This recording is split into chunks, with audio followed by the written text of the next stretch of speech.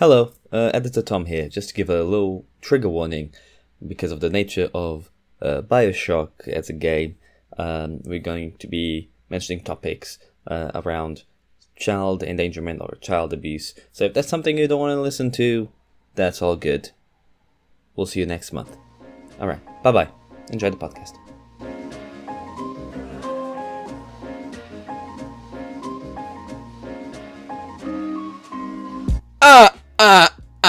Welcome all to this specifically spooky episode of Chillin' Podcast. I am joined by my forever gamers, risen from their tombs, aka their beds, to join me. Please introduce yourselves.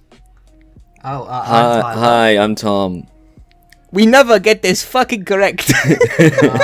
We should really figure out an order. Maybe. Nah. Anyway. Well, anyway, hello everyone. Welcome. It's a new month has ended. Spooky month in particular.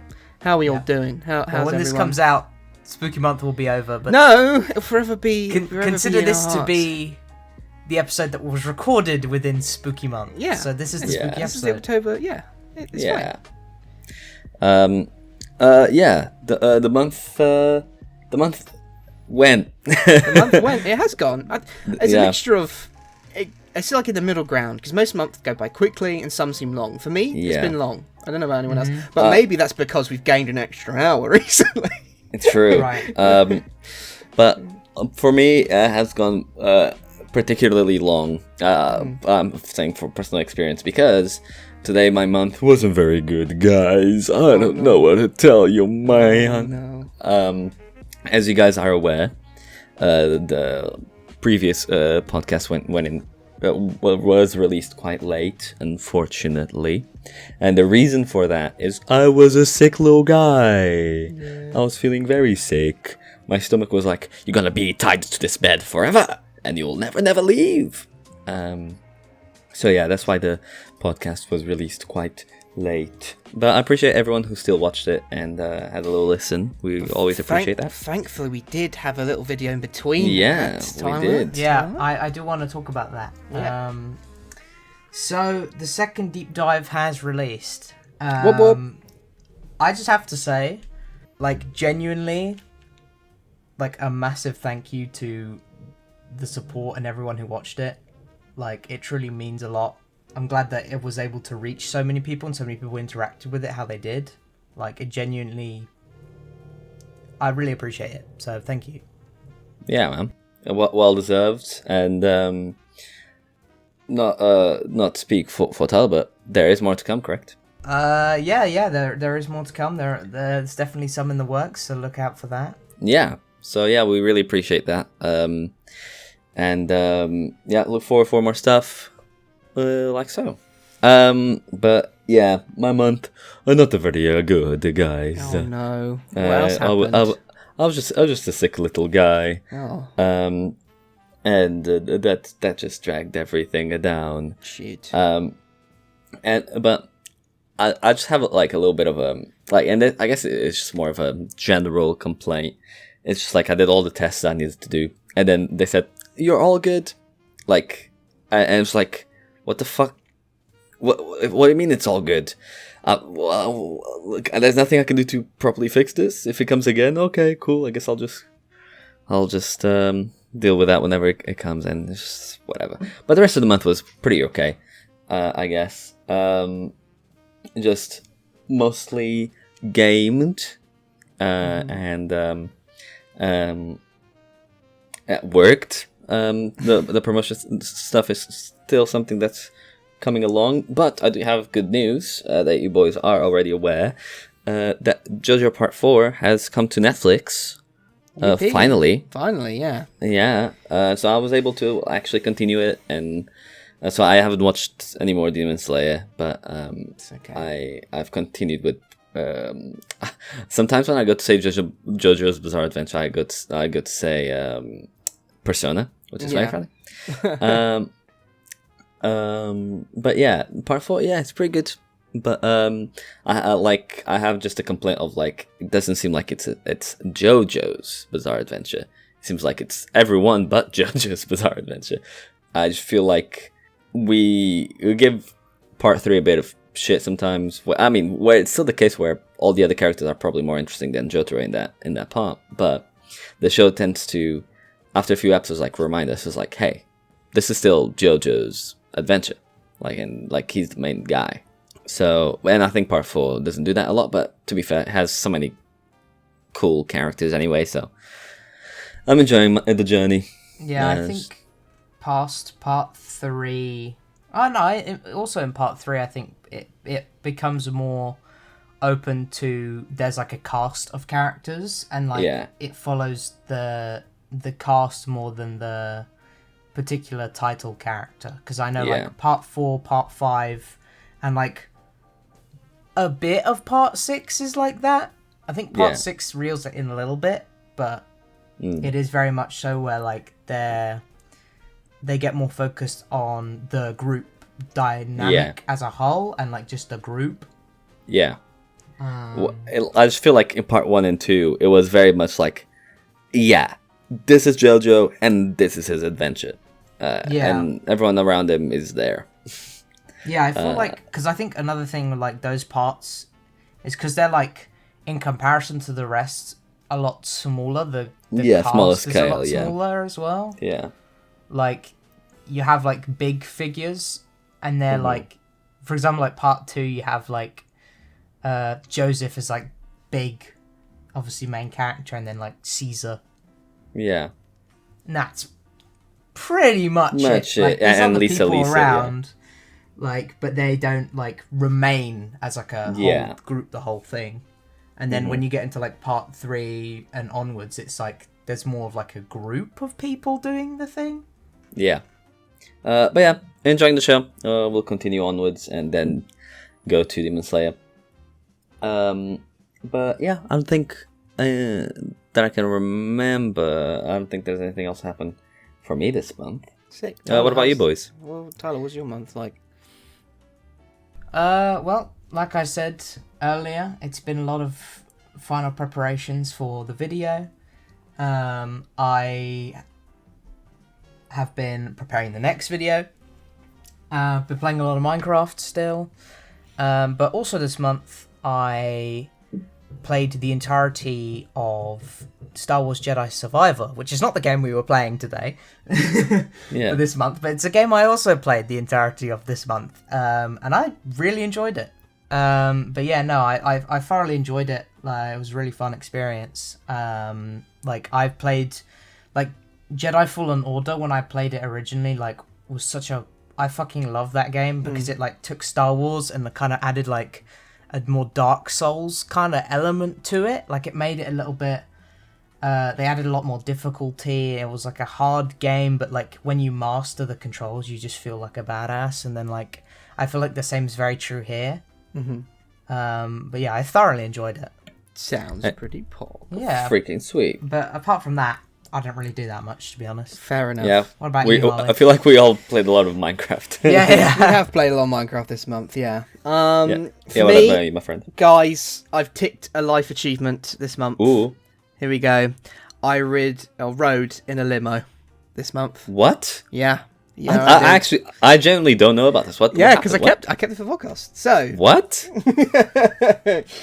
So it's my partner's nan's birthday. It was like a big one, big 70. We decided to surprise her with a limo, and then we'll take a limo to our restaurant. Damn, bro, the top 1% of the 1%. Yeah. Sorry. Went in a limo. And had a good old time on the journey. I was shit scared because I do suffer with travel sickness. Right. I didn't know how well it would be in a long car, which pretty much what a limo is. I don't know if it was the limo I was in, but limos are just long cars. Hey, that's what I'm saying about limos. Apart from that, there wasn't anything more like wow about it. Until at the end of the night when we discovered. Did you take any pictures? Like of the limo or anything? We did. Okay, we're probably not going to put it up because we're going to dox the person, but yeah. sick.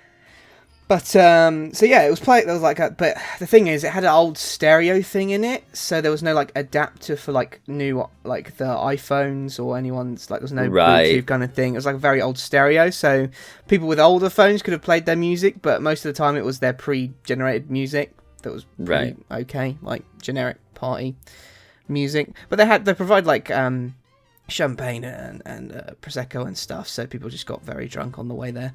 I didn't drink because if I drink, I feel like I get more sick because of the drive. Yeah. But then again, I wasn't too bad because I sat more at the front.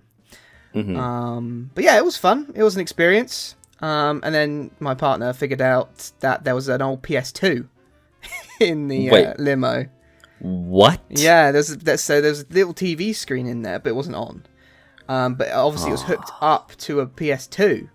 But there was no controllers or games or anything. So what the fuck is that point? I think that might be an extra charge, but I don't know. I think this is an old limo, so. But it was the extra charge to play the fucking PS2. Probably, yeah, probably. Or bro, something. You're telling me I can play Kingdom Hearts in the limo? And I could because I have a PS2 copy of Kingdom Hearts 1 and 2, so I could have done that. That's crazy. That would have been crazy in a limo. But yeah, that was an experience and a half, and we went to a restaurant. Yeah. It was nice. It was cool. So yeah, I could tick that off the bucket list of things to experience in life. Hell yeah. Jealous. But yeah. Hey boys, when we become rich and famous. Hey. Yeah, when we go do our meet and greets. Yeah, man. Like red carpet. Yeah. No, we should get what called the color of our stuff? Is it amber? Yellow carpet. Yeah, a yellow carpet. A yellow carpet. Yeah. Yeah, whatever. We're the chillin' boys. Yeah, and obviously because it's spooky month, I've been slowly watching, horror movies and some documentaries and stuff about serial killers. All right, fun. Yeah, I've just been in that spooky mood because I love spooky month. It's one of my favourite months, top 10 months of the year. So are you into like what is it? True crime? Is that what it is? I guess so. Yeah, no, that shit scares me, man. I mean, yeah, don't get me wrong, it does scare me. But it's like fucked. I'm fascinated with the chase and how they get the person. Than actually like, because I don't think anyone would enjoy knowing what they like. Yeah. Hey man, you never know. There might be some twisted fucker out there. Bro, don't even get someone just taking notes. But yeah, it's crazy what these people did, and I understand like trying to figure out why they did it, why are they like this? Oh, it's not their fault. But I just like the thrill of the chase, and then when they get him, like what happens? Yeah, so it's interesting. And then what? Yeah, and then just thinking like this actually happened. Yeah. Mm-hmm. Crazy. Like it's not fictional. Like this was actually a real time. Like there are real people involved and shit.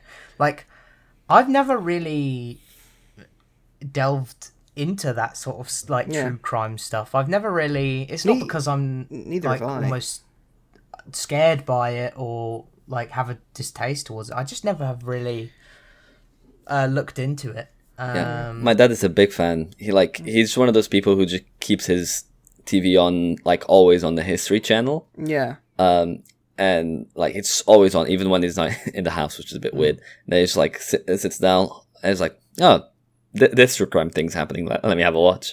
And it's like, I'm like, okay, man. Yeah.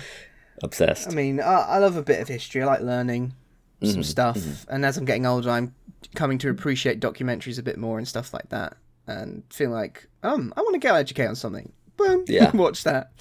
There's some good documentaries on Netflix and stuff. But yeah, that's been that. And then obviously been playing the game of the month that we've chosen. Completed that quite quickly. Yeah. And then I decided to start another game, Octopath Traveler 2 on the Switch, because I haven't really committed to a full game on the Switch. And this is the first one that I have and am actually enjoying so far. Because you're not usually a big fan of turn-based, right? No, the only turn-based game that I've enjoyed is Baldur's Gate 3, and I can't think of any others. So it's only just Baldur's Gate 3.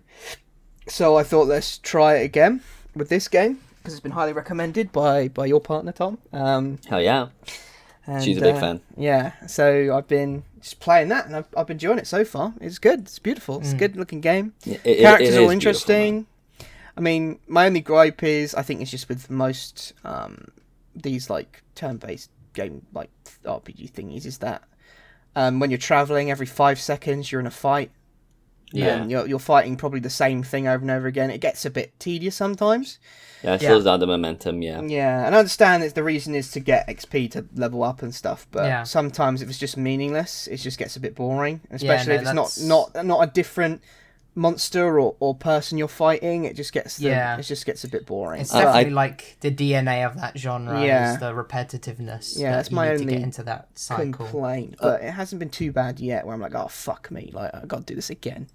I think it's one of those games where you can, like, at times you can just turn off your brain. Maybe you're watching something in the background, and it's like defeating those things until like you go into a story moment, and then you pause whatever you're watching. Yeah, I've kind of started to do that a little bit. Yeah. But yeah, Speaking it's of good. that, Yeah. I think this is an interesting topic because I recently did this month for the 2 games, not only for what we've played this month for the channel, but also with Jedi Survivor, as I specifically chose to play it without watching something, because I feel like I fall into this trap of like playing a game and I have to watch something while playing it as well. Like I can't have my full attention on a game, like my attention span's that shit. So I've been trying to, like, for the past like month, every time I've been playing a game, like I have Minecraft, which is like my offline game, which is where I watch stuff and I play, and like that's where I get like that media interaction from. But then when I'm playing like a single player game or something, I've been like just playing the game, and I've found it to be very interesting, like a very interesting experience. You find it great when you have your full concentration on the game, and you actually pay attention to more details and stuff like that, and you feel more immersed. Because I can't help but feel bad, because every time I do that, like when I play a game and I have to watch something, it's like I'm not giving my full attention to what is in front of me, and I'm not like giving it the credit it probably deserves, in which case, and like especially for, you know, chill in, right, when we're doing these games, like I want to be able to try and give the best review I can, and give my best opinion I can, and I want to give the game the attention it deserves, because at the end of the day, like, we are going to be, you know, giving our opinions and reviews of the game, and I don't want to do it like half-assed, if you get what I mean. Because in my impression, doing that and watching something is kind of half-assed, where it's like you're not fully in it, you're kind of half in it, in my opinion. And so, like, I've been trying to get out of that habit, and it's been, I will say, like, I'm grateful that I am, because I feel like I'm gonna sound like an old man right now, but like with this new like generation, and with in this new like with them in 2024, like TikTok and short form content has like rotted everyone's brains to like have terrible attention spans. And I'm trying to break away from that, man, but it's hard. Like, I mean, we know we got the real ones here who watch this podcast, because our videos are like fucking 2 hours long. So if you're watching it, you're the goat. I mean, but like everyone else sucks. Probably a lot of people who are listening to this are doing it whilst playing something. Maybe. Yeah, probably. Well, I think that's fine with the podcast, though, because they're meant to be listened to. I think that's fine with the podcast, and I think that's okay if it's like a chill game. Like if you're doing Minecraft or like Stardew Valley or something that's like...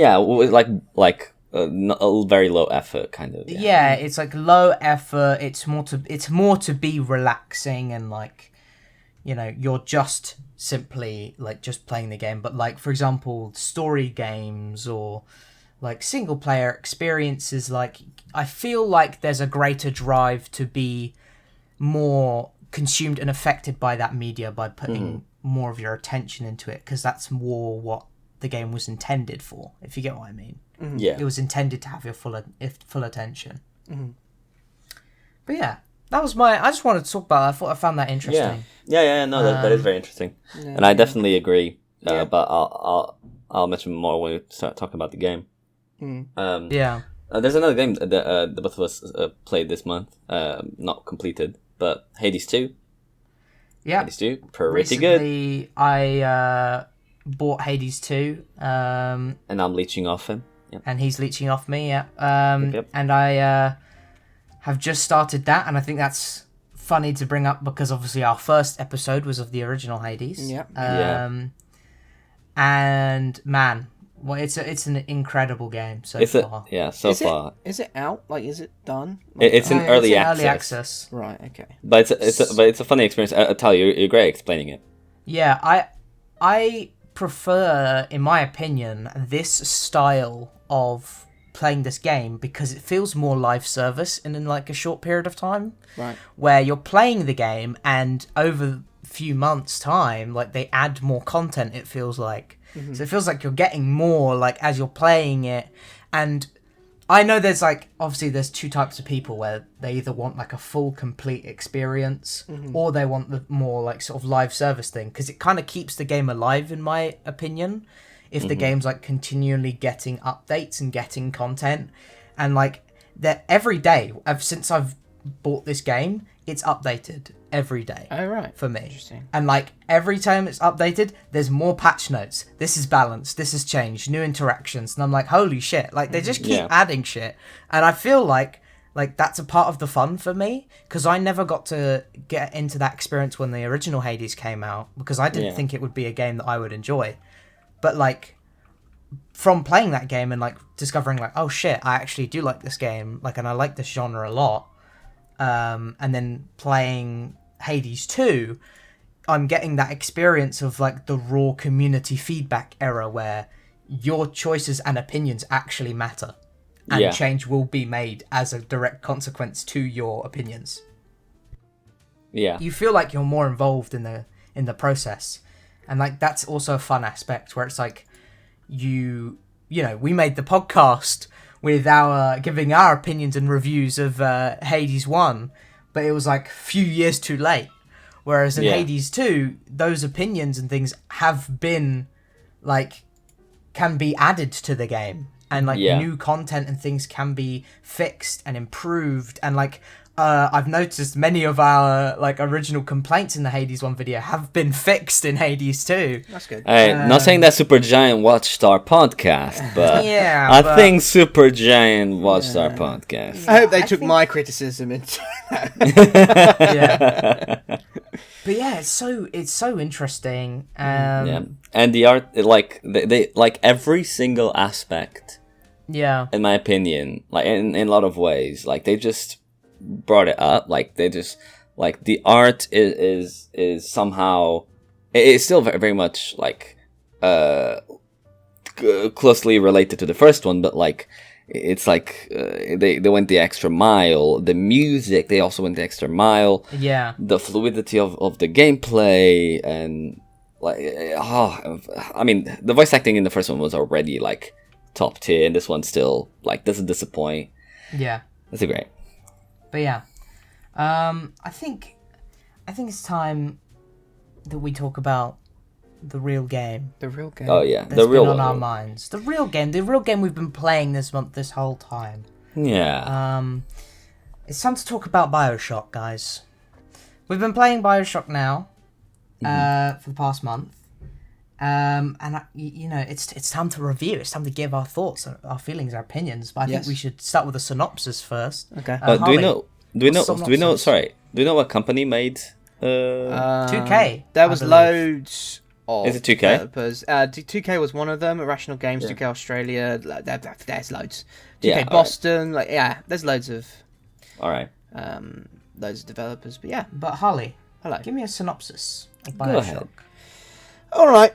So basically, you're a guy, your plane crashes, and you discover... it crashes in the middle of the ocean, and you're swimming along. There's this huge ominous tower, and you realise there's a whole secret underwater city civilization underneath the sea in the middle of nowhere. Basically, you kind of discover that shit is fucked in this place. It's all gone to shit, apparently.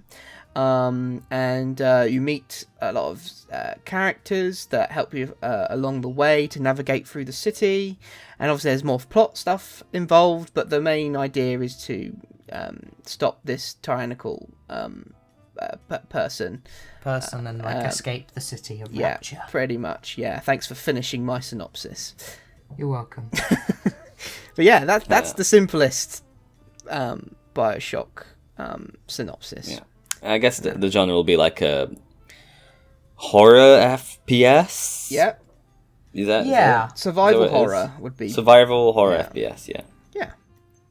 Sweet. So I wanted to choose a spooky game, but not too spooky because some of us are a bit bit sensitive.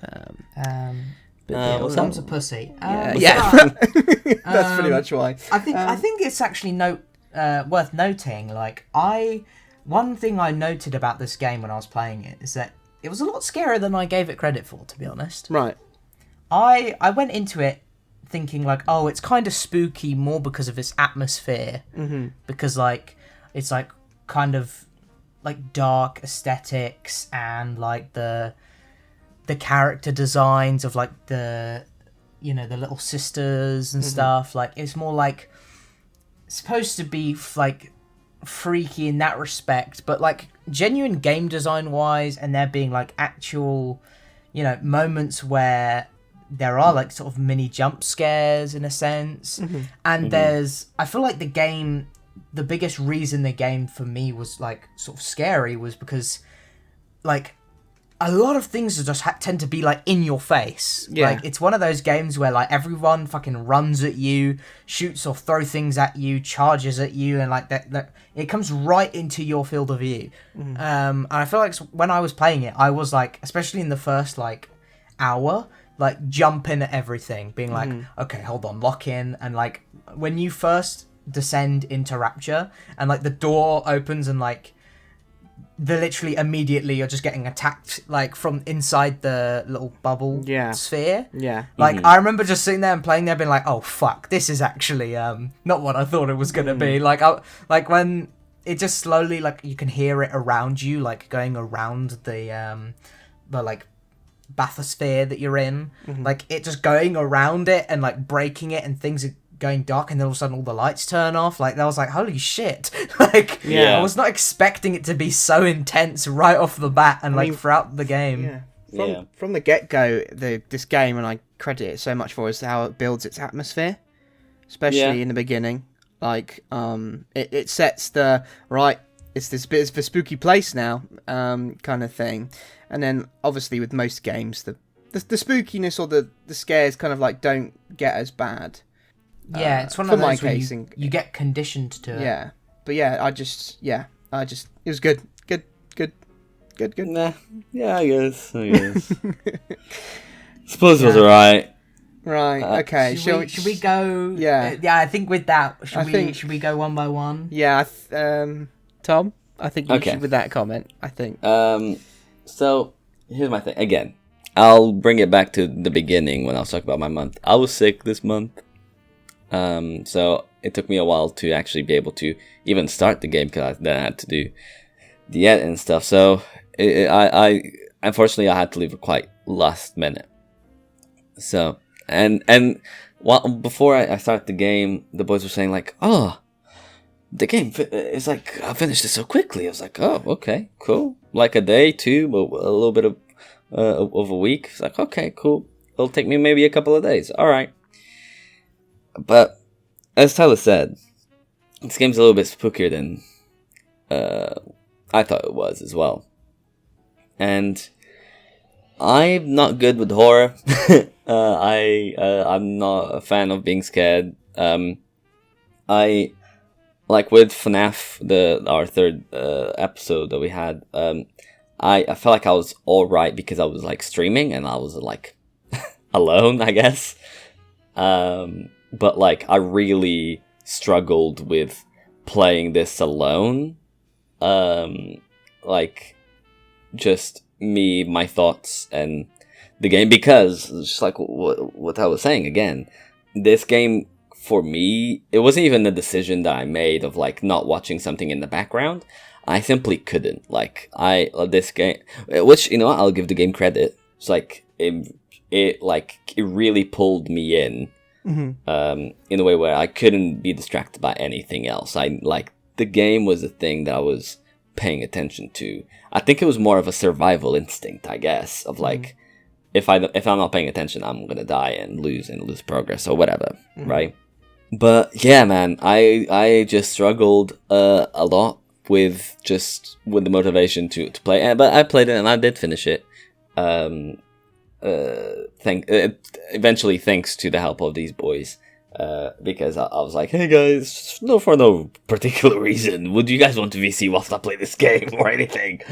Yeah, man, I just really struggle with horror. Like, I don't think I'll ever make the active decision to be like, you know what, I'm gonna play a horror game like by myself. And Right. like, yeah, I couldn't never imagine myself doing that. Obviously, I did it this time because it was a decision that we made for the channel. But like, and that's the one thing I've also said throughout the month. Of like, I would have never played this game if it wasn't for the channel, which I'm grateful for. I mean, I did play it, and like, I can say that I played it, and I'm not gonna play any of the sequels. I can promise you that much. Yeah. Unless there's like a multiplayer one where we can kind of do stuff, but yeah, no. The only thing I was like really engaged with in the game, other than obviously like just playing the game, it was the hacking system.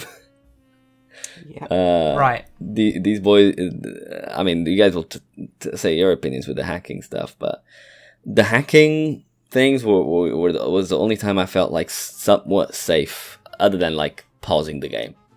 At the time when I was like actively playing the game and I felt safe was like hacking. I was like, ooh, okay, this makes my life slightly easier. Because and you're like a big puzzle guy, right? Yeah, I'm a big puzzle guy. Yeah, I was like figuring out things and finding an optimizable way to do things. And like, it's the thing of like, for example, in the game there's like turrets, cameras, automatic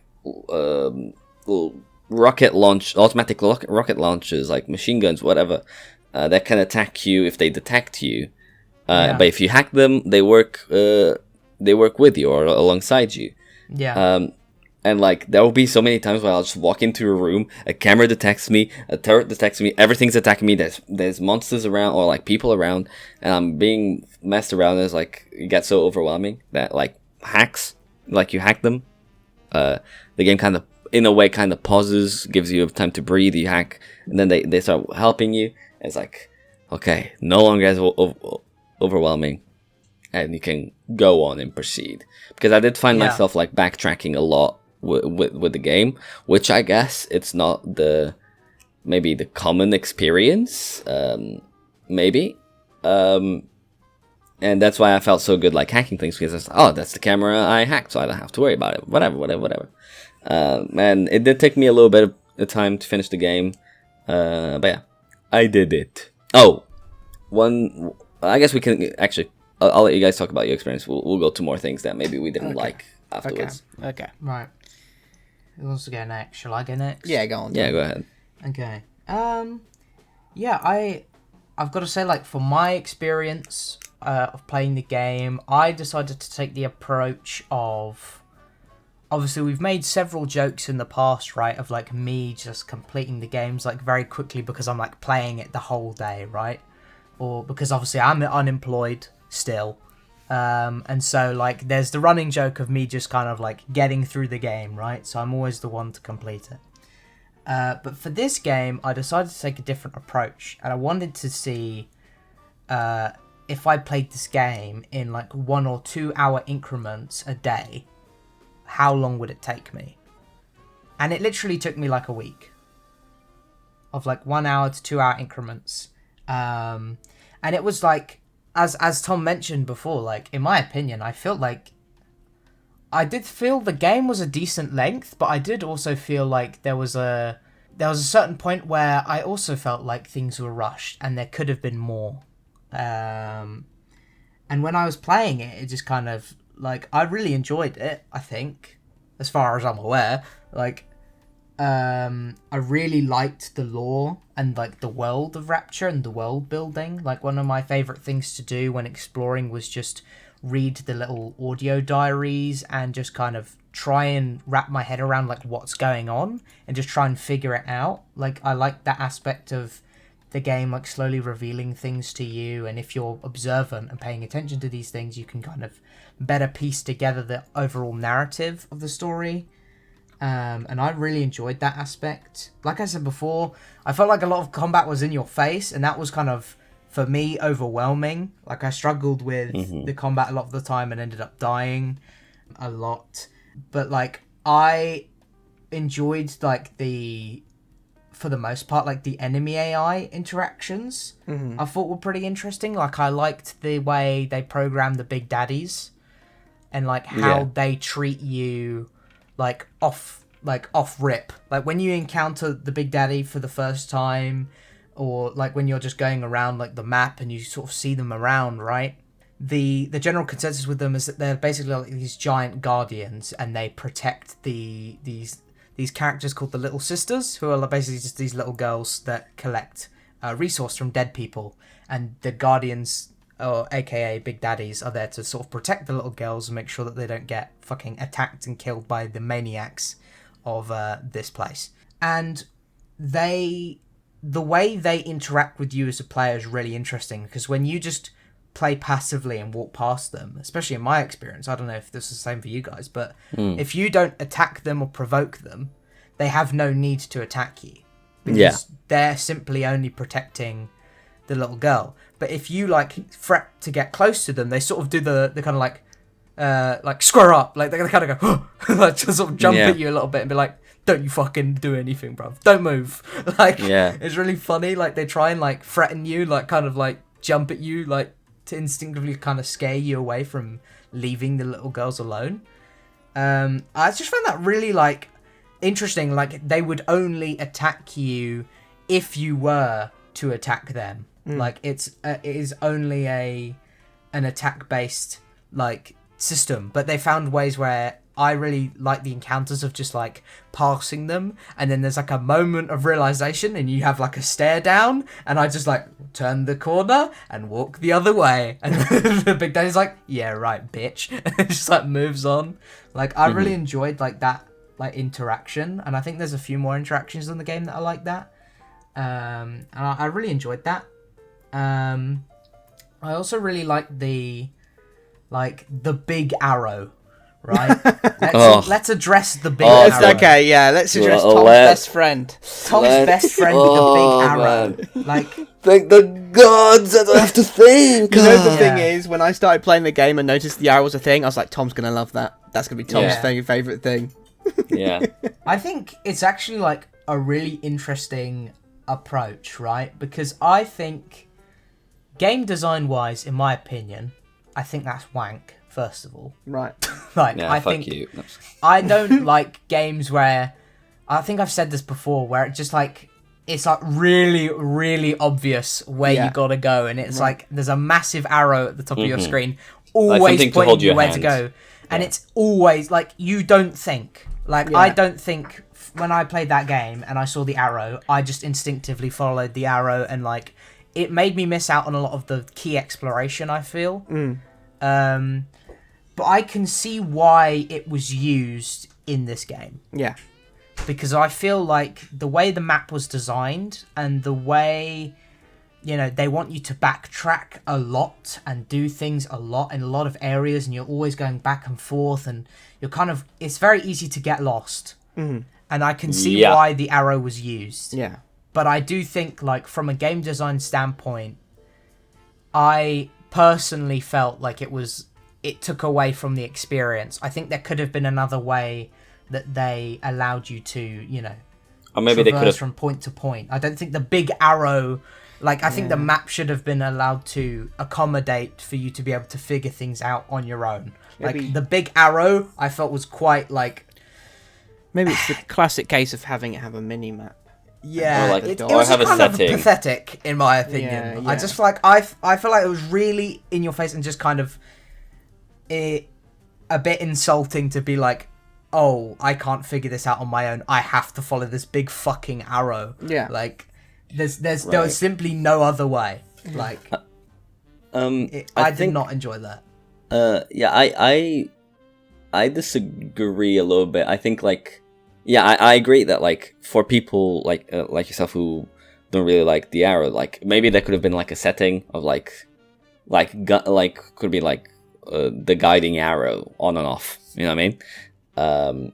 But because I did find myself a lot of the times, maybe incorrectly, but just always referring back to the map when I needed to go certain places. But because I guess there's times where you wouldn't get the arrow and you kind of did need to figure out where to go, which I found myself doing a lot. But I found the arrow very helpful, not only just for the mundane tasks of go to this place, but those times where it was very high stakes and very you need to get to this place fast and you gotta dodge things and go through things and whatever.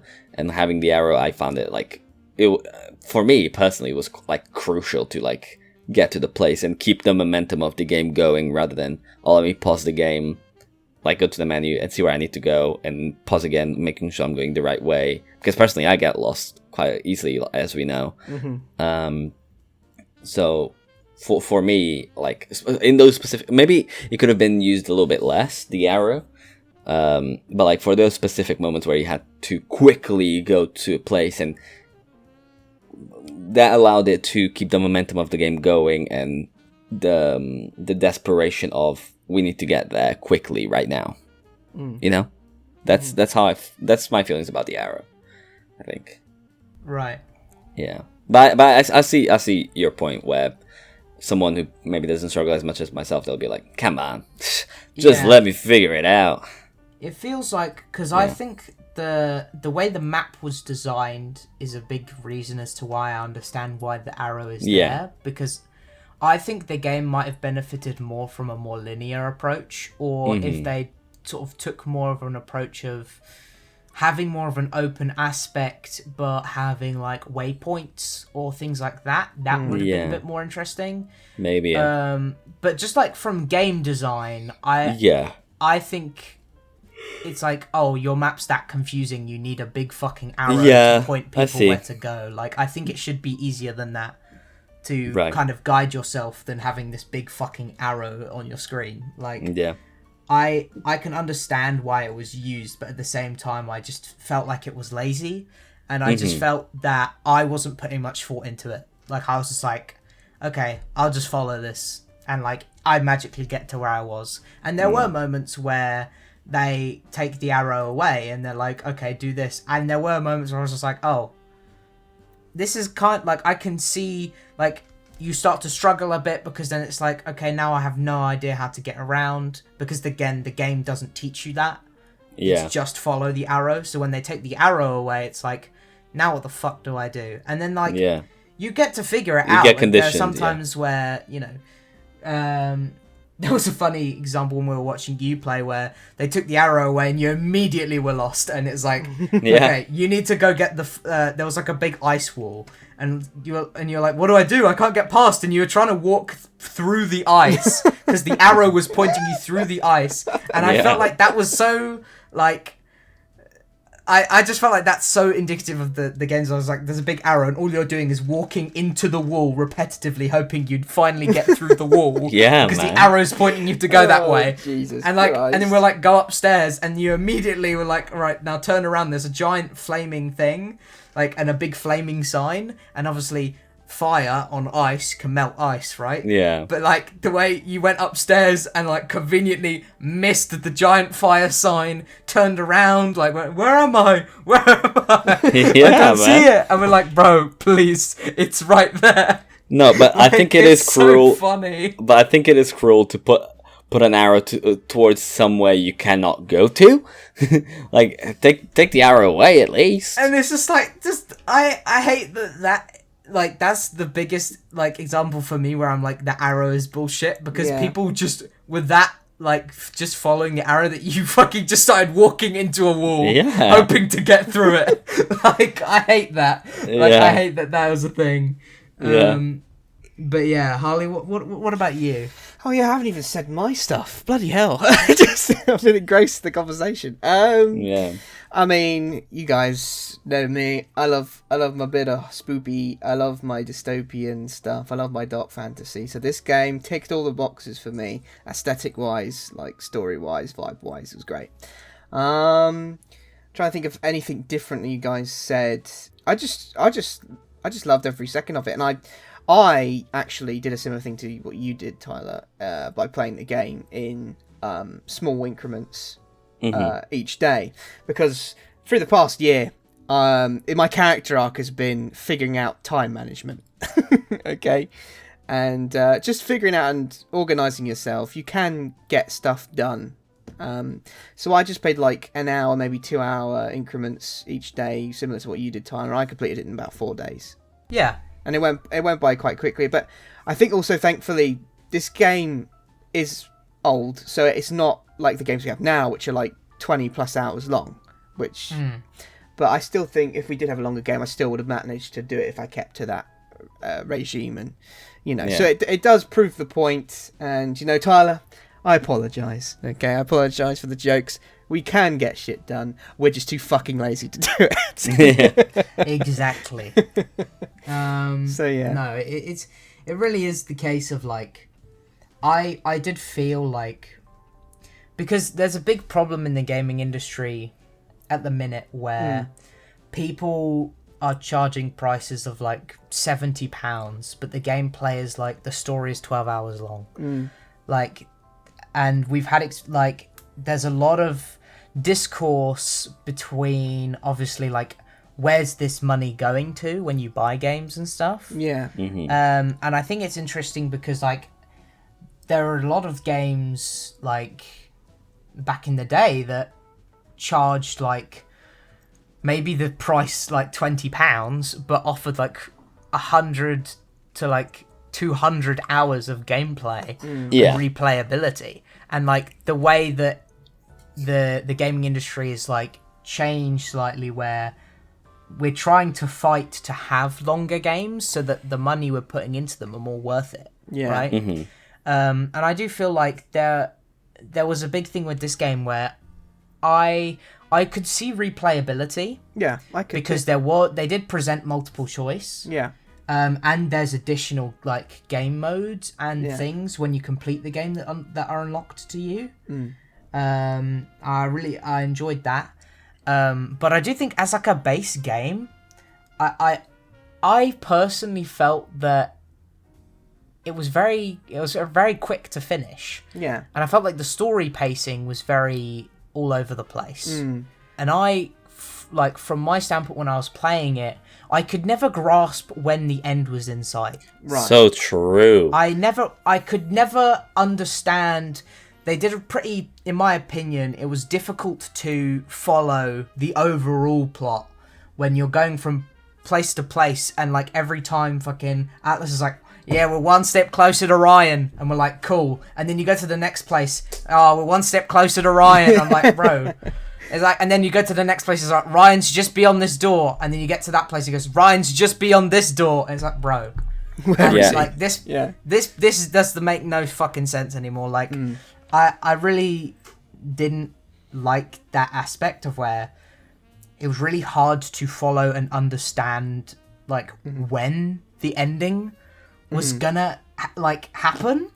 And, like, then it just kind of happened. Yeah. For me. And I was like, oh shit, it's over. I think, and I'm like, what happened? I think it's time we go spoiler time, everyone. Yeah, spoiler time. I think it's time to approach spoiler territory. You have been warned. Yeah. I wanted to touch upon that because again, you guys finished the game before I did, and both of you said, "Oh, I finished it quite quickly." Yeah. And then with that point of like, oh, you couldn't tell when the game was about to finish, like because again, I was having such a hard time. For me, it felt like I was playing the game for 50 hours, right?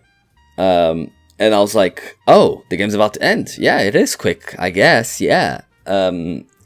for the first couple of times where it was like, oh yeah, Brian's just beyond this door. You're about to finish. You're gonna be done. Oh, never mind. He escaped. Oh, whatever the fuck it was, right? And I was like, what the fuck? I thought the game was meant to be short. It's like it keeps going and again and again and again, like multiple times in every single zone. Okay, but like I can admit it was probably just me being slow and like. And not understanding doing stuff. Every single hacking thing. Yeah, and doing a lot of hacking stuff. Which again, the thing that I like to do. Fair enough. My counterpoint to the hacking is sometimes it feels like there's no point.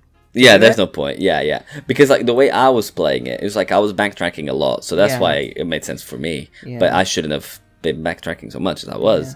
But whatever. It's just like like for the vaults, it makes sense because you get treasure from them. Yeah, but like, yeah. From like the drones and the turret things, it's just to fucking get rid of them because even the hacking the machine sometimes like to get your ammo or your plasmids. We haven't even touched on the plasmids stuff.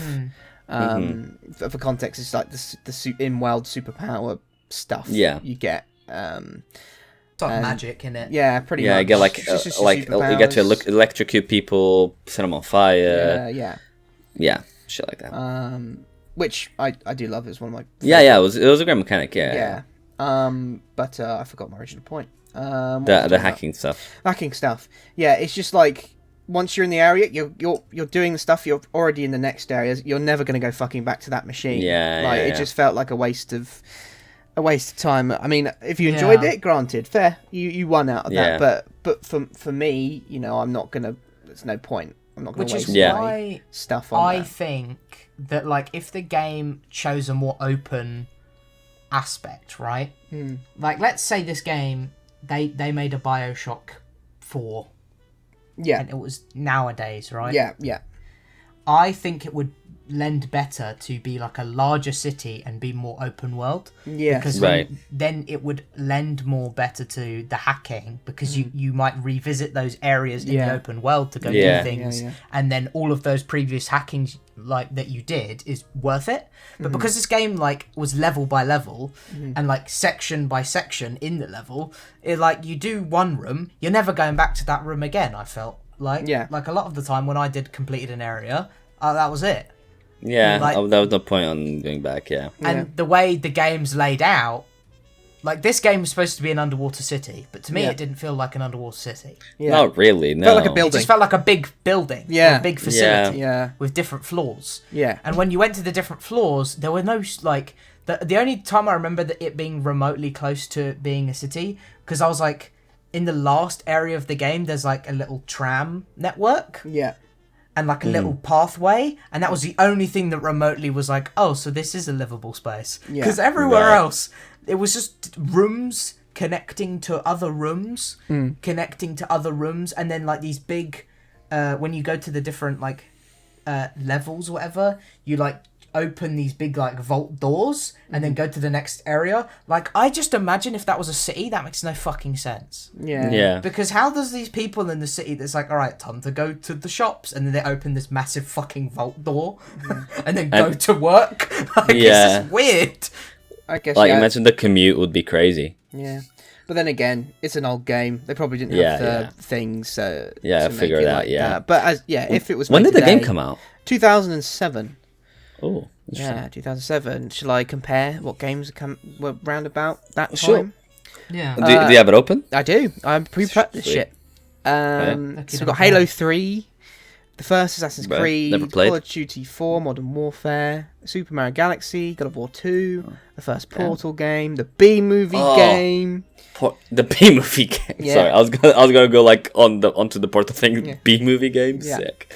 Team Fortress 2, Uncharted, Mass Effect, Lego Star Wars, the Simpsons game, the first Witcher game, Tomb Raider Anniversary, Spider-Man 3, loads. There's loads of different... Which I think is interesting. Kingdom Hearts 2 Final Mix, just want to add that out just real quick. In that respect, those games are massive. Yeah. Like Assassin's Creed, it's a pretty big game, that. There's loads. Yeah. And like it's like the towns in that, and like I feel like if they went for a similar approach but with Bioshock, I think it would have lended better because clearly the technology was possible. I guess, yeah. But maybe, I 'Cause don't know. There are games that prove that in Yeah. that time. Like, I think Assassin's Creed is a good example, and Kingdom Hearts 2. Did you say Kingdom Hearts 2? The Final final mix. mix, yeah. It's The like Kingdom Hearts 2 Final Mix? the updated one. But Kingdom Hearts Which 2 is crazy. came out in 2006, the year Yeah. before, yeah. Yeah. Like, that Yeah. game's massive. Yeah. It is, yeah. I think it's just the developers and stuff. But, guys, I'm going to move on to my second criticism, if that's okay. I think... I think I'm going to predict it's the same one that I have in my mind. We'll Let's see. go. All right. My second criticism is the combat. Oh, never mind. But yeah. In the sense that we've had this similar experience with another 2K game, Borderlands 2. Mm-hmm. All right, where everything was very overwhelming and everything was happening all at once. Most of the time, you're always in combat. You miss shit of the plot and you miss Yeah. important information, and that was one of my main... that's linked to my thing. Yeah. That was one of my main annoyances of this game, because everything's happening at once, and it's just like, okay, give me a breather, let me like figure out what I'm meant to be doing, and it's just everything's in your face. It's just like, give me a break, kind of thing. I also think that there's a few reasons for that. Because I think another reason, like, in that is, like, the audio mixing of the game, in my opinion, is dog shit. Yeah. Yeah. Because there were moments where audio logs, like, could either be played over each other, or you're talking, or someone's talking to you and there's an audio log playing. Yeah. And, like, the audio log, like, whatever filter they use and the volume and the mixing, it's like, it's too quiet to be picked up with the explosions that are in front of you. Yeah. Yeah. Where it's like, you can easily miss shit, I feel. And like you said with the combat, it's like, it's very in your face. Like, and it's very over the top. A lot of things happening at once, and you have to balance that while also trying to keep up with the plot. And I found that was very difficult to do in a lot of sections of the game. But yeah, continue with what you were saying. I mean, that was just the main thing of it just being non-stop, like, I'm trying to figure out kind of what you need to do, kind of thing. And then, thank God there was the fucking arrow, because then you could know whereabouts you needed to go if you missed it, kind of thing. But like, that was just my one complaint, and I just felt that sometimes you died a lot easier. But I guess with the death, and there's these machines called, what are they called, Vita chambers? Vita chambers. Chambers. Yeah. So basically, the idea is like you come back in those chambers and you just carry on, right? And you come back. The only good thing about it, and this is the only thing that makes up for it, is that when you die, you just get back up and you go again, and you're like, the health from the people you're fighting don't reset; they stay the same. So you can just like keep going about that, and that's kind of.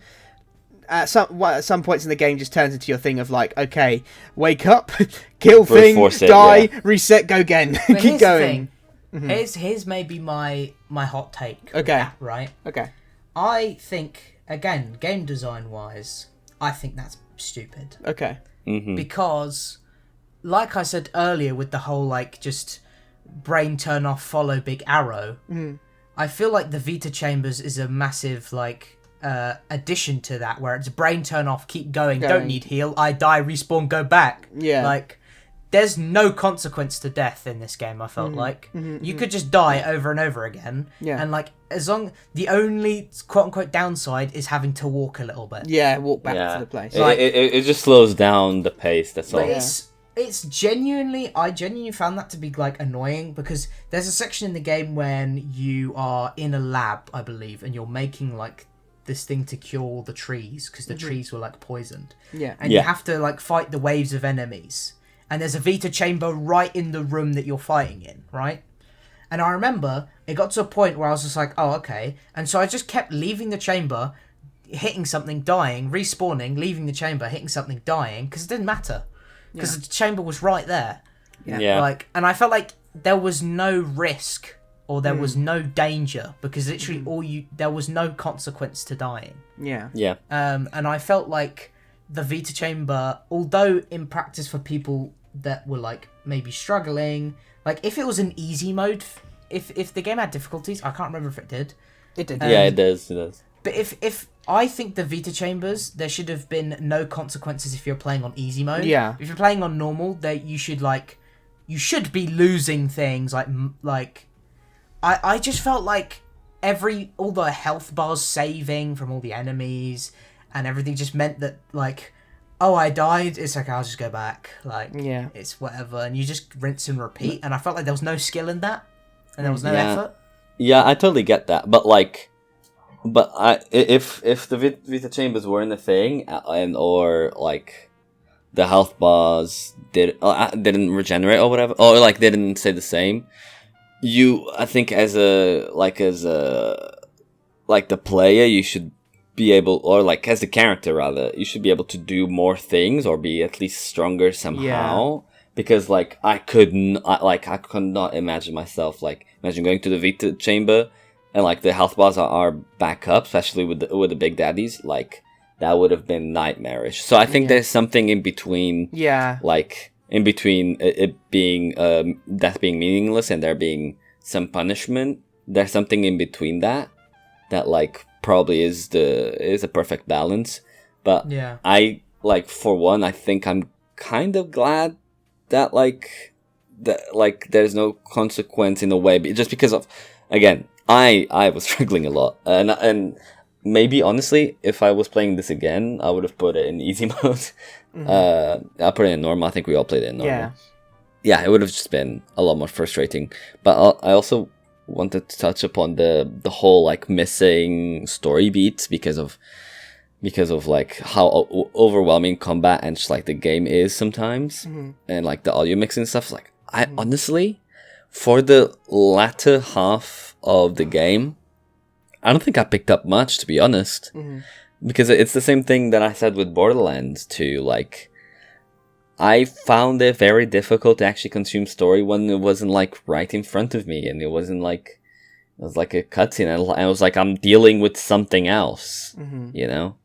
So yeah, I don't think I picked up much, to be honest, story wise. I got some beats, especially in the beginning, but further down when things got more overwhelming, I think I missed a lot.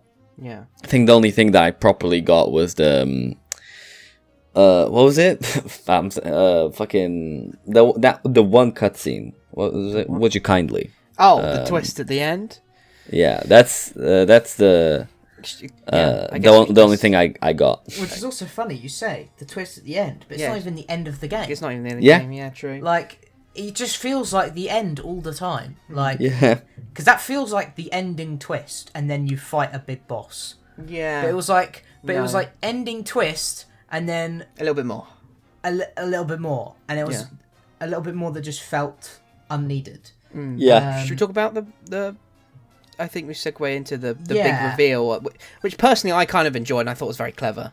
I think it is a killer twist. I think it's very good. The twist is cool, but I could tell that like I could tell the person wasn't what they were saying they were kind of, but I didn't know the would you kindly thing. But I think you guys would be better to explain. Yeah, I mean, I just like the way it's kind of like meta video gamey in the sense that the character that like talks to you mostly throughout the game is a character called Atlas, who later reveals not to be who they say they are, but they use the phrase "would you kindly" in most of their dialogue, right? And it's mainly informed with the instruction like, would you kindly open the door? Would you kindly go open, like, would you kindly find XYZ? Would you kindly, like, you know, that kind of thing. And in video game sense, you're like, okay, cool, I'll go do that.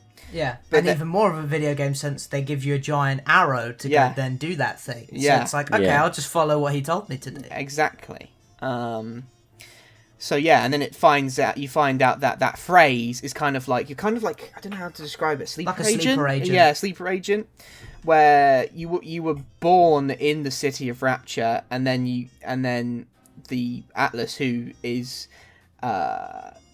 Frank Fontaine, who is like a criminal mob boss in Rapture kind of thing, and they want to take over Rapture. They sent you out to then bring you back to break in to kill Andrew Ryan, who is like Yeah. the Walt Disney of Rapture. I like to call Yeah, the Walt Disney of Rapture. Yeah, pretty much. Yeah. It's just the reveal of that I just thought was very clever. Yeah, like you find out you're basically like a slave to this individual who just gives you commands and you have to do them. Yeah. And like the whole time, the whole game's giving you objectives, and like it's kind of the meta sense of being like, oh, you're following what they're saying, like you are that person's slave, because it's more like you're just following the quests because you're a gamer and they gave you quests, so you did them. Yeah. What was the quote? Man, what was it? A man chooses, Man slaves, obeys. Yeah. Yeah. Yeah. And I think the twist was very good. Yeah. But again, like my big like gripe was that I feel like there should have been more that happened after that to help build up more, because they did this big twist that Atlas is Frank Fontaine and you fucking kill Andrew Ryan. Yeah. And it's over. Can we like go back a bit? I felt that bit where Andrew Ryan is like, kill me, like to prove his point. Yeah. It didn't really make sense to me why he was Yeah. testing that, because throughout the whole game you kind of figure out that this guy is very paranoid and he wants Rapture to move on and stuff, and then he just Kills himself. just kills, like, I don't know. He in a sense kills himself. Yeah, which is really weird. I didn't understand why, because I understand he was proving the point, like he was like being controlled or whatever, but it was just like he committed to the bit too much. Yeah, he committed He to the died. bit maybe a bit too much. You know, when you commit to the bit too hard, am I right, fellas? Yeah, I know. Yeah, it was man. just it just felt a bit weird to me. That one plot Yeah, thing. yeah, I get that. Like, I think like that, and then it like rushes into being like, oh, you thought that was the bad guy? No, this is the bad guy. And then obviously your whole perception, of the game changes, and you're like, oh no, I have to actually go get this guy. Yeah. And like, I understand. Like, I think it was a good twist, but then like pacing wise, I feel like the game falls apart after the Andrew Ryan bit. Yeah. Mm-hmm. Because you're you then like, for me it felt like I was rushing to do the other bits. Yeah. Like, it's like, oh, you now need to go get like a Big Daddy suit, and then you go put that on, and then now you have to do the worst quest in the game. Which that would have been the content warning in the beginning of the podcast. Yeah, I guess we should touch. About.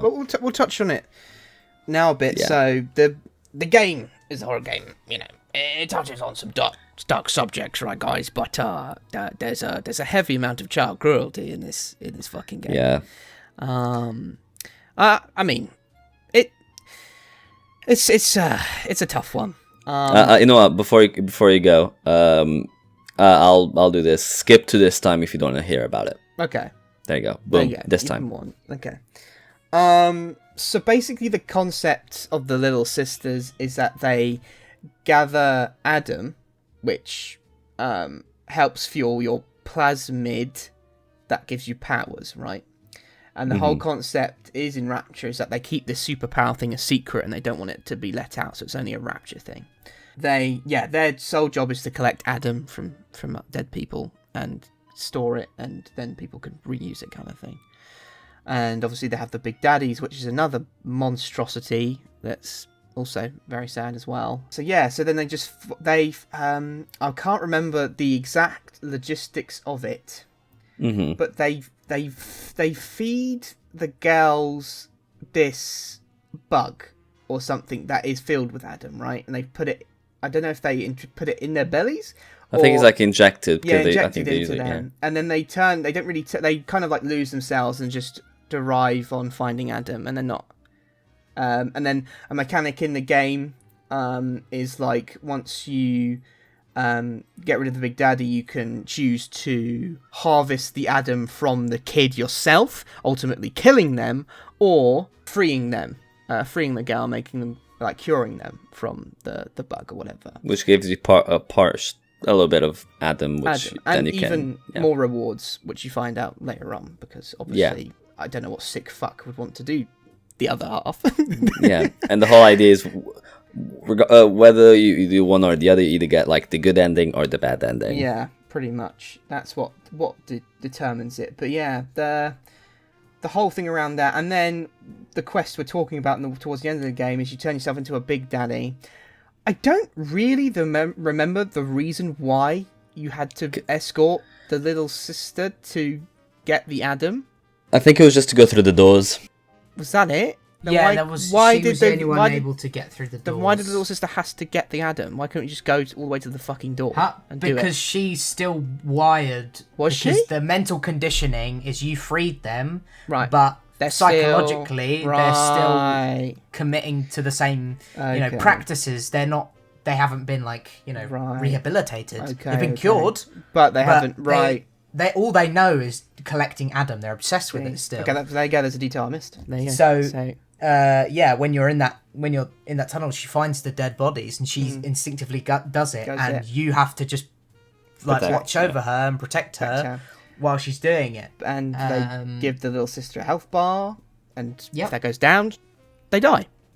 Yep. Yeah. And it's the worst escort mission. Yes. They walk so slow. There's so many dumb encounters that can take place where fucking enemies come out of nowhere and all of a sudden the health bar just immediately drops to 0 and they're dead.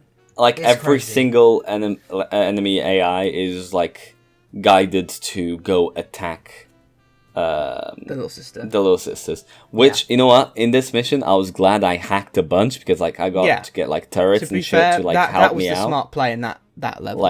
And thankfully, I only lost one. But that one, the feeling of when was dreadful. Yeah. It sucked. It just really sucked. Man. Especially for me, when I was doing it, I don't know if this is just a thing that happens in the game or whatever, but all the cameras and the turrets were on my side initially, and I was just exploring, and I did the first 2 rooms. I think on the 3rd room, all of a sudden, all the turrets just immediately shot the little sister. But by that point, I was used to the things protecting us. I didn't hack them. Yeah. They were already like that. Right. They weren't attacking us. But then I entered the room, and all of a sudden, all of the things just shot. And I was paying attention to the people because I was used to the machine guns protecting us. But they just killed her immediately, and I was like, for fuck's sake. It's awful. And they make you feel bad for it. I mean, yeah, right. I mean, it should be. It's horrible. Because, example with the turret, it's realistically, this little girl's just been shot with 1,000,000 bullets, and it's dead on the floor. Yeah. And the reason they don't, obviously, thank God they don't show the blood or anything, but, it's horrible. Yeah. So, thanks, Bioshock. Yeah. Apart from that. This is the one big bad thing, yeah. Yeah. Well, it's not. I think, right? There are other things. Yeah. There are loads of Am I other forgetting things. something? The vending machines were questionable. Oh, yeah. There's especially the bullets one. Yeah. Just a little bit to the racist side. Yeah. Yeah. I forgot about that. Yeah. It's a tricky one because it's the times. And it's the vending machine for bullet stuff is themed around I guess stereotypical Mexican style, I guess bandits would be the the name, I guess. And they just do this weird accent when you access them or when you go near them. And it's very over the top, an intense caricature. Yeah. And it was that felt a bit weird. The other vending machine, the other one was it's just a clown. That one was very sweet. It's welcome to the circus of value. Fuck me. Every time I had that, just tell me. Yeah. Fuck up. Yeah, but it's it was sweet in comparison. Yeah, in comparison, I think it is a strange, because to me, it feels like it's supposed to be a commentary of Rapture doing that. I guess. You get what I mean? But it still was a decision of the game developers. And all of the things are caricatures, the little sisters are big mascot people on the vending machines and stuff. Yeah. But I still think that regardless of whether or not you're doing it for the sake of world building, I think it just is still weird and still wrong. It just felt uncomfortable. I just Yeah, But could have made a different decision. Yeah, it could. It very simply could have just. They could have done a different approach to that. Yeah. But Anyway. But yeah, I But think. yeah, into better things. Yeah. Into better things. I think we should talk about I want to talk about the boss at the end. Yeah, the boss at the end. Yeah, The and boss. the two different endings. I think they're also interesting. Yeah. Before we wrap up, because obviously I have a little story to tell that I want to shout out, obviously. So I have played this game before when I was like 12, and little dumb me obviously wasn't the best gamer, still isn't the best gamer.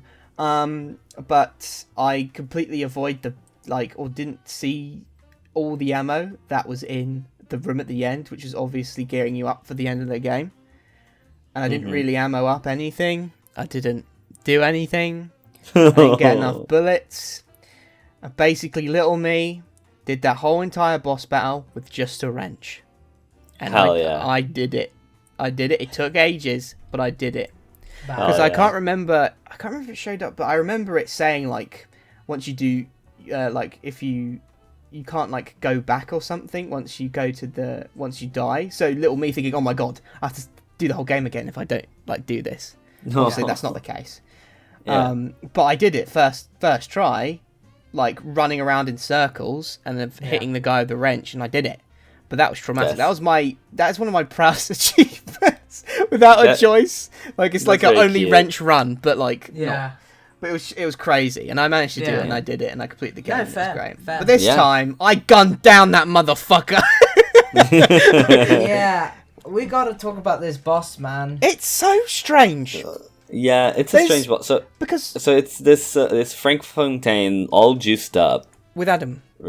With Adam. Yep. But why? Was there any explanation why he wanted to do that? To beat the shit out of you. Was that it? Yeah. Yeah. He just randomly was like, okay, I'm gonna become superpower god now. There was no because he wants to rule over Rapture, right? Yeah, and you are the thing that's kind of stopping him at this point. Yeah.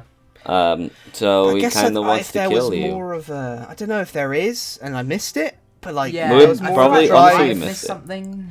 If anyone has played Bioshock before and is face palming at this point, tell us if we're wrong, please. I know he gets link us videos for lore explanation, please. I would love to. I know he gets addicted. Yeah. Because there's a certain point where he goes, "Oh, I never wanted to mix business with pleasure, but this feels great," and then he keeps having more and more and more. Right. But then when you get to the boss arena, it's like he's in a big fucking metal construction thing. It's like, why is this a thing? Yeah. Why is there a room dedicated to this Superman, Super Soldier Serum, Captain America fucking thing? That's literally what it is. Yeah. It's just there. It just happens. And he has 3 phases. Yeah. And again, another time where hacking was very useful. Because for me, I hacked the turrets or whatever it was. Or the drones. Yeah. And the whole fight, the drones were focusing on his little minions, and I just focused on him. It was very simple. It was very in your face, this fight, and it was just oh my god. Again, I was lucky because I had you boys watching me do it, and you guys were use the crossbow. Yeah, use the crossbow. That thing was a godsend when that boss battle. Yeah. It did sadly kind of, I don't know, it made it easier, but then I guess, what's the word? Made the boss battle look a bit shit. I just think, just from playing it, I don't know if I'm just used to maybe just From Software games. Right. But, just playing that final boss, being the only tactic you really needed to employ was just to press the A key, or basically just move to the left. Yeah. Every time they did something. Yeah. It just wasn't really inspiring to me as a final boss. The thematics of it felt a bit impactful, yes, but all of the attacks were basically he throws something in a straight line at you or charges at a straight line at you. Yeah. And so basically all that means is that if you just move to the left or the right, you completely dodge it. Yeah. And so when I'm fighting the boss, and then he summons goons halfway through, whatever, but it reaches a certain point where the goons are so useless. They doesn't even you don't even have to beat them. You could just I beat it with not even killing them. Yes. I just kept going and ignored them because they didn't do anything. Yeah. Like, and the final boss happened. Like, I think it was very funny because I scheduled time on a Friday to beat the game because I had a feeling that this was where the boss was, but I wasn't too sure. I didn't know how long of the game I had left because I was doing the escort mission. And I came back, finished the escort mission, and then entered the boss arena and went, oh shit. And I shit you not, it maybe took me 13 minutes of total game time to beat it. Like, I scheduled time, I scheduled time in my day to dedicate hours, and I logged on, and in 13 minutes was done, and I was like, oh, shit. Yeah, I also did it, like, first try, yeah. Like, it's not really, I didn't feel like it was difficult, I didn't get too, like, impacted by it, and... I was expecting for it to be difficult. Yeah. Especially considering, like, what you get thrown up against with, like, a lot of the things in the game already. Like, the big daddies. Big daddies are difficult. Fuck me. Yeah, the big daddies are harder than terrifying. the boss. Especially the ones with their drills. When those motherfuckers charge at you, it's fuck me, man. I think I've unlocked a new fear. Yeah. Of a big thing charging at me. Like, fuck that. Go away. Go away. Yeah, but yeah, like, but that's funny because like the big daddies charge at you, but like the boss also kind of charges you at one point. But it's like it's just from a great distance that you can just like it does give you the time to just like dodge. And it's not even that fast where you can just see this guy's running animation slowly approaching you, and you could just move to the left. But I remember when you guys were watching me defeat the boss. I think it was Utah who said, "Let's see how many tries it takes Tom to do this." So I was like, "Oh, this might be a bit challenging. Okay, let's crack the knuckles. Let's get to it," and just like kind of did it. Yeah. But yeah, like, it I was curious because through everyone I've seen do it, they did it first try. So I was genuinely curious when you approached it. Like, are we finally going to find someone that at least died? Or like got close, but you didn't even get close. Like it's not difficult as a fight at all. I did stock up on like first aids and and but like the game gives that to you pretty much because when you enter that final room, everything is. And we were reminding you to heal a lot as well. Yeah. True. Like if we didn't remind you to heal, you still would have had even more because you wouldn't have had enough to get you to like your actual. Low health bar. Yeah. We just told you to heal about halfway just in case. Yeah. But like it genuinely was just like very underwhelming. Yeah. And I've seen a lot on Reddit. People have the same opinions that it's probably one of the worst bosses. Really? Just because of how with that crossbow you can just easily obliterate. But yeah, it's just the thing of like. It probably wouldn't have been that bad if we hadn't encountered something that's more difficult. Again, like a Big Daddy. Like, the Big Daddies was just, like, elite. Like, they were crazy.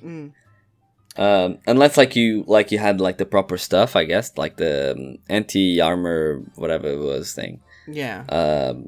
Like, that did a lot of damage. But, like, still, they were terrifying. And then the game just ends after you do that boss. That's it. Done. Cutscene done. Yeah. And ends. So... I think we should clarify that, all of us got the good ending because we're good people. Yeah, however, I will say, towards my last gaming session of the game, I accidentally, very much accidentally, harvested a little sister. I was going to press. So not only has Tom killed a dog in Baldur's Gate. Hey guys, don't do this. The track record isn't looking good for Pal. Because the H is for obviously harvest, and then the L was for rescue. Like with the keyboard mouse configuration, and I was kind of dragging my hand. I was tired. I was dragging my hand, and my hand slipped and clicked H instead of the L button. Yeah. But I thought I was going to get the bad ending because of that. But thankfully, I got the good ending. But we all watched the bad ending on we've YouTube. all seen it. And the bad ending is it's shit. It's quite piss. Again, underwhelming.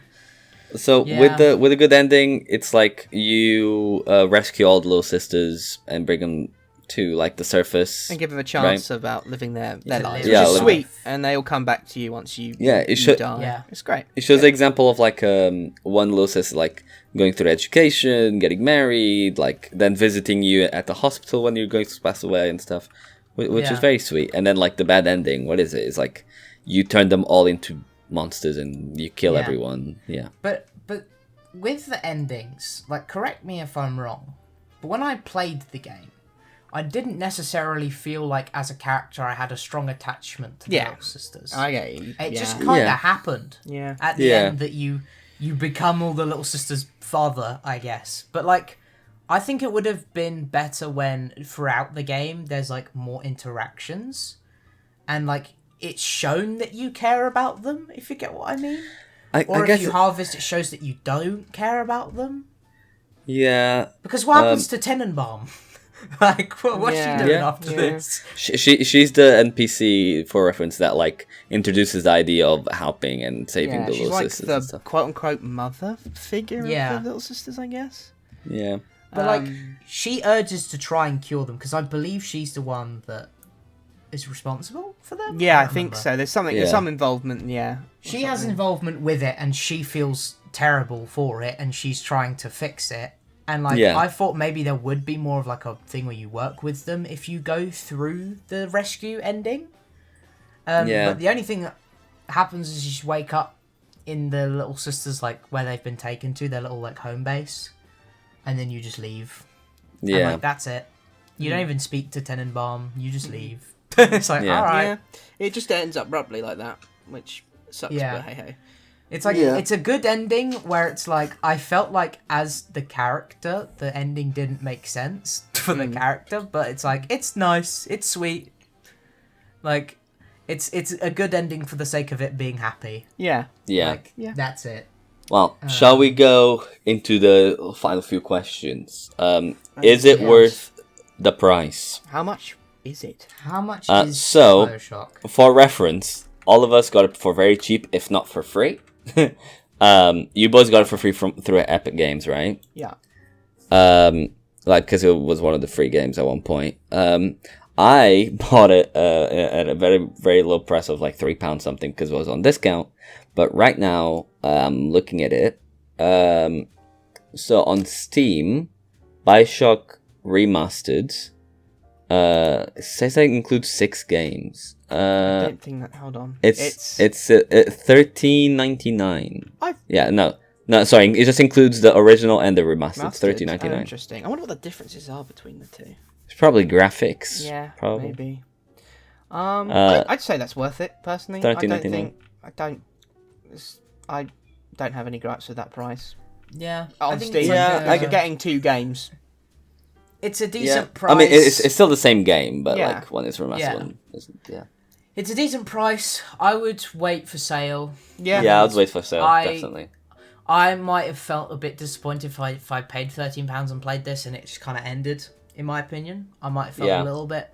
Just because a lot of games, like now, for example, like Hades 2 we mentioned earlier is around like £20 to £25, and that's offering like hundreds of hours of gameplay. Like, and this is like endless. Yeah, it's like endless. And this is... I wouldn't say this game is endless. Yeah, no. I'd say this game's very finite in the amount of time you can play it. Yeah. I think there's more replayability. Like, there's the 2 endings and maybe some secrets you haven't found. That's the only thing I think is real for replayability in this game. Yeah.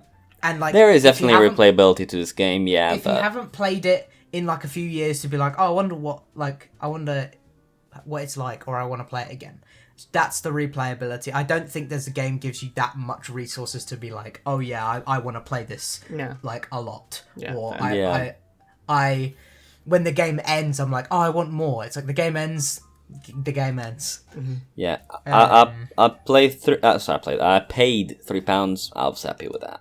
Yeah, so, fair enough. Just give it like if you have it's the thing. If you haven't played Bioshock yet, paying a full price now would be silly. Just wait until if you really want to play it. Yeah. And obviously Epic Games, like we mentioned, they normally do.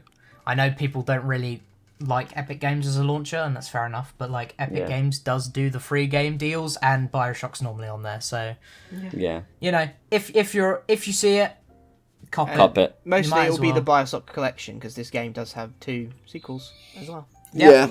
And Yeah, so if that's the case, go for it. Yeah. I would maybe say buy the game as a bundle deal, like Yeah. with the other games. I think that might be more worth your money.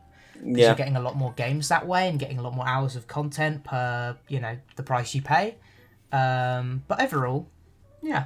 Yeah, I'd say if you like horror, you like a unique setting, because thinking about it, I can't recall any other setting with an underwater city like this. No. I was going to say Subnautica. No, No, that's just like underwater this. stuff. I can't think. No, this of any definitely others. This is very original. defined Which the game Defined definitely genre. defined its setting and the genre that they made. yeah, it's I Yeah. can't fault it. It's cool. I enjoy it. Shall we rate the game? Shall we? Yeah, let's rate the game. Tyler, why don't you go first? You want me to rate first? Okay, boys. If that's all right. In my opinion, everything we've talked about, everything we've considered. Mm-hmm. Overall, this game was decent. Not preferably my favourite cup of tea, Fair enough. but a cup of tea nonetheless. To be honest, with my review, I gave it a 5. I think it's smack bang in the middle. Mhm. I don't think it was like amazing. I wasn't Yeah. mind blown. I enjoyed my experience for what experience I did have. I felt it was a little too short for my liking. I would have liked a bit more from the game. I think there were some opportunities that were missed, and overall, I'm going to give it a 5. But yeah, I'm curious to see what you guys will rate it. What about you, Holly? Me, this is the first game for me before doing the podcast in thinking about this is what I'm going to give it, and it's not changed.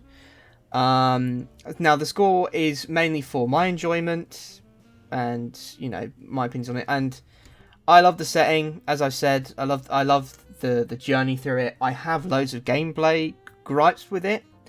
It's not perfect. I'm going to give it a 6 out of 10. Right. There wasn't a time when, like, before playing it and kind of whilst playing it, that I wasn't kind of dreading it. So, other than when I was hacking. So, I'm going to give it a 4. That's my rating. It's like, the reason why it's not, like, further down is, like, it is, like, a complete game with a beginning, middle, and end. It's, like, it's not a broken game. I just personally really just didn't enjoy my time. But I am still kind of glad that I played it, because I can say that I played it. But it is an it's a thing. iconic game. Yeah, I'm not I have zero interest in going to the sequels. Yeah, fair. Like, zero interest of ever touching it ever again. Fair. It's not your cup of tea. It's not your. Not my cup. It's just not my fair cup. enough. This is actually, to me, what Persona is to Holly. Right. There you yeah, go. Full like- circle. Yeah. Well, So there you go. What's the average then? the average, that's 5. 5. That's a 5 out of 10. Bioshock. It is a lost game. Used to be, I believe, FNAF, but no, it's this one, and that's fine. It is an older game, and that's okay.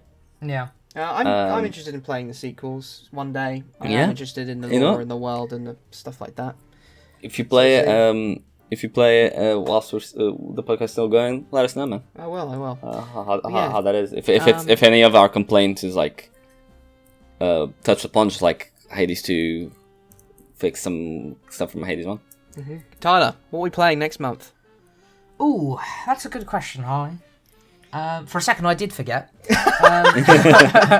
But boys, there's a big game that I believe I've mentioned before on the podcast. If I haven't, I do sincerely Definitely apologize, Definitely. because I love this game. I've played it a lot, and it's been a game genre defying game, guys. This game is Okay. big. Okay. And this game is The Legend of Zelda: Breath of the Wild. Oh shit! We're moving to the Switch. Oh yeah. For the record. Is it our first Switch game? Yeah. Yep. Yeah. Yep. Our first Nintendo Switch exclusive. Yeah. I don't think we've done an exclusive yet, other than like I guess some games are only on PC, but Yeah. like. But Harley, what were you saying? I was going to say, I've exclusively never completed or touched a lot of any Zelda game. So Right. I never played the Zelda game. Never. I'm excited because a Breath lot of of the people Wild was my talk about first. this. Yeah, there's a lot of people talk good about this game. I've just never got into it.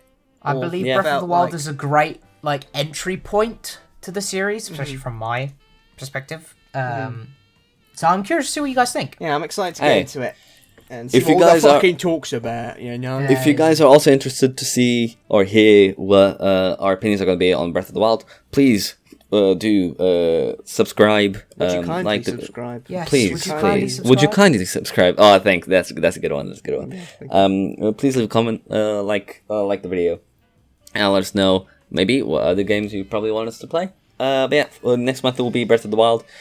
But we have been chilling, and you guys chill out. Chill out. Fucking hell. Hell yeah! Bye-bye. One day we will get Harley. Bye bye. One day.